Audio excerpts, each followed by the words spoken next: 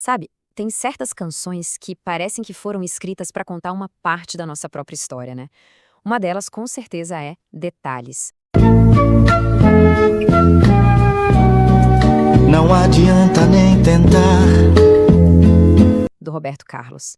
E é sobre ela que a gente vai conversar hoje. Vamos mergulhar nessa história para entender como uma música conseguiu transformar os menores gestos nas maiores lembranças. E o ponto de partida é justamente essa pergunta. Uma pergunta que, na verdade, está no coração da música, mas que serve para todo mundo, né? Como é que pode as coisinhas mais simples do dia a dia, de repente, ganharem um peso enorme quando viram lembrança? Bom, esse verso aqui, ele praticamente resume a ópera toda. Detalhes é uma verdadeira aula, sabe? Uma aula sobre o que a gente chama de memória afetiva.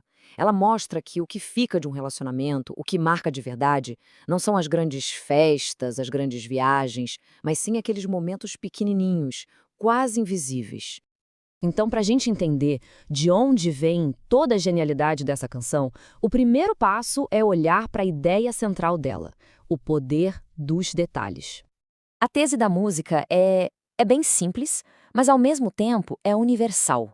Pensa bem, quando um amor acaba, o que mais fica martelando na cabeça não é aquela viagem incrível ou o presente caríssimo. Não, é o jeito que a pessoa falava, um gesto, uma mania boba. São justamente essas coisinhas que se tornam impossíveis de esquecer. E olha, essa música não surgiu do nada, não. Ela nasceu num momento muito, mas muito importante na carreira do Roberto Carlos. Foi um ponto de virada. Vamos entender direitinho que transição era essa. Então, Detalhes foi tipo o carimbo final dessa mudança do Roberto. Imagina só, de um lado a gente tinha o Roberto da Jovem Guarda, sabe, aquela energia, a rebeldia, o rock and roll, e do outro, ele estava se transformando, se firmando como o grande nome romântico do Brasil, com músicas muito mais maduras, mas pra dentro, sabe, introspectivas.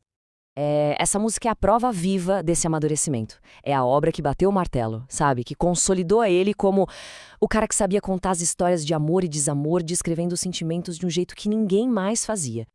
Ok, agora que a gente já entendeu o momento, que tal ir para os bastidores? Afinal, como e onde é que essa obra-prima nasceu? A cena é quase de filme mesmo, imagina. Roberto Carlos e o parceirão Erasmo, na sala da casa do Roberto, lá no Morumbi, em São Paulo. E o clima? Um turbilhão de sentimentos, de dor, de melancolia por causa de um término recente. A música nasceu dali, desse caldeirão de emoções. E claro, né, uma música assim, tão visceral, faz a gente se perguntar na hora, para quem foi isso?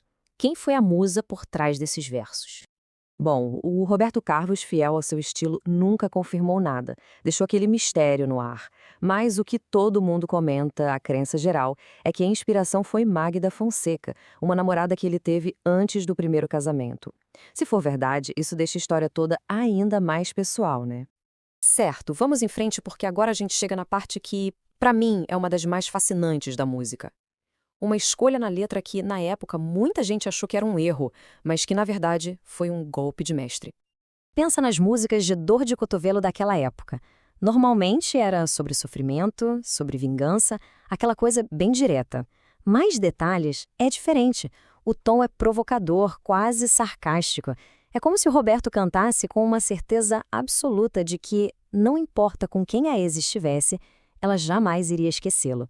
E é aí que a gente chega neste verso. Com certeza um dos mais famosos e mais discutidos da história da nossa música. Essa parte, e até os erros do meu português ruim, deixou uma pulga atrás da orelha de muita gente. Peraí, o Roberto Carlos errou o português na própria música? Foi um deslize? A resposta? Não, de jeito nenhum. O que ele fez ali foi usar de forma muito consciente uma ferramenta poderosíssima, a linguagem coloquial. Ou seja, ele trouxe a fala do dia a dia, o jeito que a gente conversa, para dentro da música. E a genialidade disso foi enorme. Primeiro, foi uma decisão artística, pensada. Numa época em que a música brasileira ainda era muito formal, ele assume a voz de um homem comum.